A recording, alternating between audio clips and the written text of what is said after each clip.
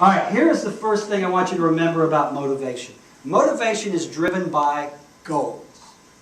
Goals that you set for yourself, goals that you set for your business. How many people are goal setters? Just about everybody? Yeah, that's what motivates us. And goals are vitally important as entrepreneurs because you got to have something to shoot at, don't you? You wouldn't go out to an archery range and just shoot arrows out into the field. Well, Lou might. Most of us would. Goals give you that thing to shoot for. Okay? I am a big believer in goals. I'm a big believer in writing down your goals and visualization. I like to pretend that I've got stuff before I got it. You've heard the phrase, act as if? I'm a big as if. Okay? But here's the thing about goals. If you are going to set goals, they have to be reasonable. Okay? I can't stand up here today and say, hey, my goal is by the end of this speech to have $1 million. Unless you people are amazingly generous and are going to pay me $100,000 per book. Chances are that's not going to happen. Right? So your goals must be reasonable. They must be attainable.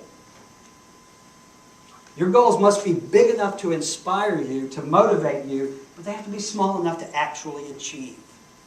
Does that make sense? Does everybody follow what I'm saying?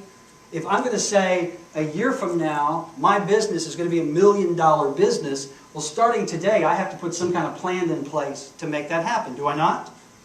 I've got 365 days to be to $1 million business. What am I going to do on day 1? What am I going to do on day 2? I'm going to have 365 goals that I'm going to reach every day to get to my, what we call the big hairy goal. Okay?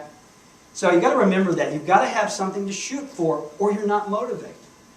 If you have no goals, if you have no reason to get out of bed in the morning, what motivation is there? Does that make sense? Okay. Here's the thing about goals. Does anyone write down their goals? Do you? Good, good, good. Well, I'm again a big believer in visualization. I believe in writing down my goals. And you have to do what I call the 3 Ds. Every goal, you must define it, you must describe it, and you must detail it. The greater detail you give a goal, the more realistic it becomes. There was I can't remember the gentleman's name, but he's a famous entrepreneur. He was moving into this $30 million seaside mansion. And he was unpacking boxes he had in his office, and he pulled out an old travel magazine. It was a page torn out of the magazine, and it was the very house that he was moving into. Here's the Rod Serling part. He had seen this house in this travel magazine 5 years previously, tore out that page, tacked it to the wall of his office, and just left it there. And he looked at it every day. Call it coincidence. Call it fate. Call it kismet. Call it the secret. Whatever you want. He realized that he was moving into his dream home, and it was one from a photograph that he had been staring at for several years. Whatever the eyes can see, the mind can achieve. I thoroughly believe that. At one time, I weighed 250 pounds. I looked like Elvis right before he died. Right? One of the ways that I was motivated to lose weight is I took a picture of myself at my heaviest. And I, honest to God, didn't realize I was that big.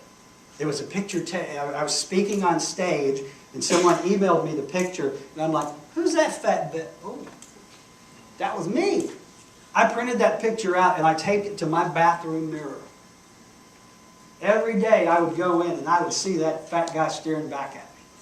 That was a motivating factor. That motivated me. Every time I would lose 10 pounds, I'd have my wife take another picture of me. Melissa's like, really? Another picture? I'm like, just take it. Okay? And I would tape those up. That motivated me. My entire life, if there's something I want, I find a picture of it. I take out a piece of paper, and I use, kids, this is called a pen and a legal pad. Legal. You can do it on a computer.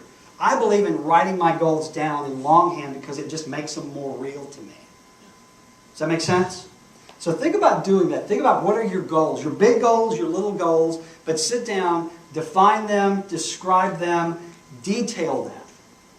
And I want you to detail them in such a way that you can taste it. You can feel it. They become real to you. And this will work.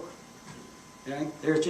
There's something about our brain that we program ourselves to do.